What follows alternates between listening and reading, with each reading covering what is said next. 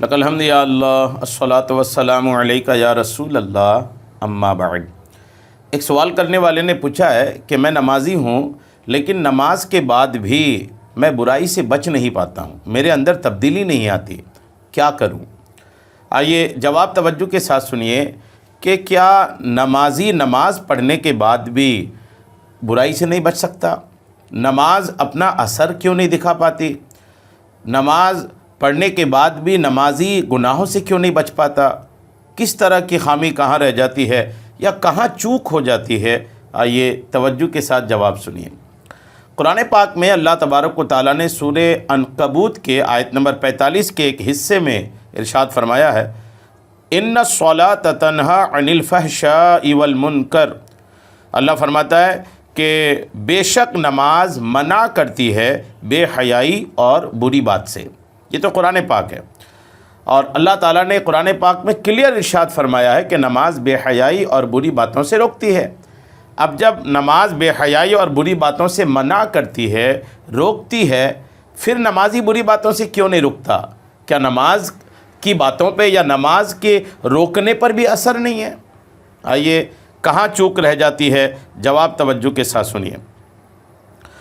ارشاد فرمایا، یہ آپ ایک حدیث پاک سنیں اس سلسلے میں کہ نماز جو ہے وہ تو بری باتوں سے روکتی ہے، لیکن چوک کہاں رہ جاتی ہے، خامی کہاں رہ جاتی ہے، توجہ کے ساتھ سنیے۔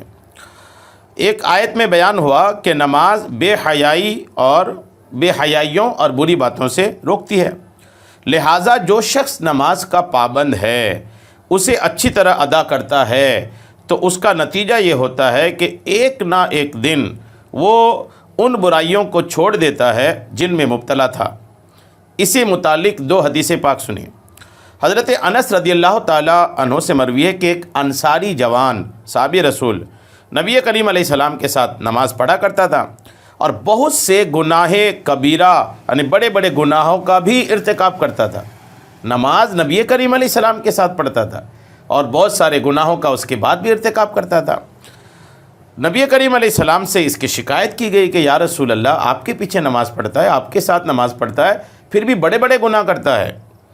نبی کریم علیہ السلام نے کیا جواب دیا؟ ارشاد فرمایا کہ اس کی نماز کسی دن اسے ان باتوں سے روک دے گی، یعنی بالآخر وہ وقت آئے گا کہ نمازی کو نماز برائی سے روک دے گی۔ چنانچہ کچھ ہی عرصے میں یعنی کچھ ہی دنوں کے بعد اس بندے نے توبہ کر لی اور اس کا حال بہتر ہو گیا۔ ماشاءاللہ، یہ سورہ عنکبوت کے تحت مفسرین نے سورہ عنکبوت کی آیت نمبر 45 کے تحت مفسرین نے یہ روایت لکھا ہے۔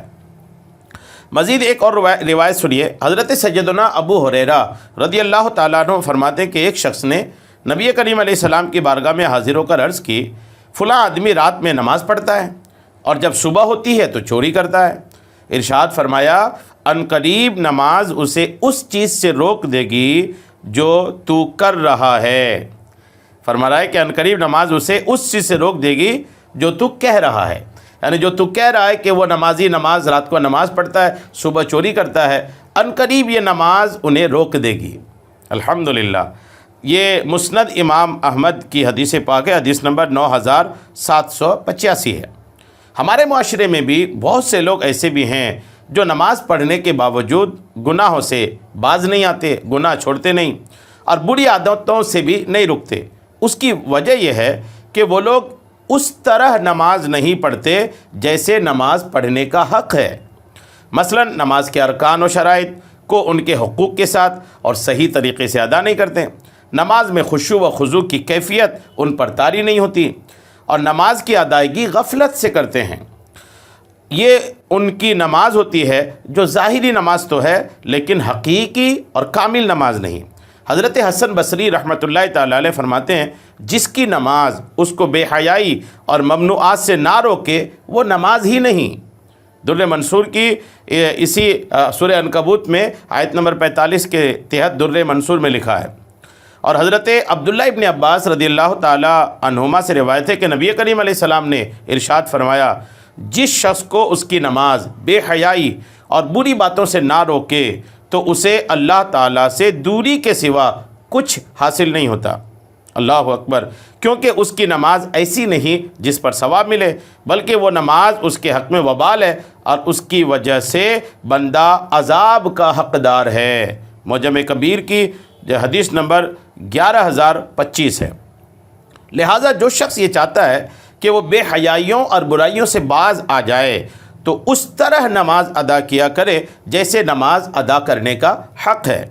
ترغیب کے لیے یہاں پر نماز سے متعلق نبی کریم علیہ السلام کی ارشادات کے سلسلے میں ایک روایت سنیے۔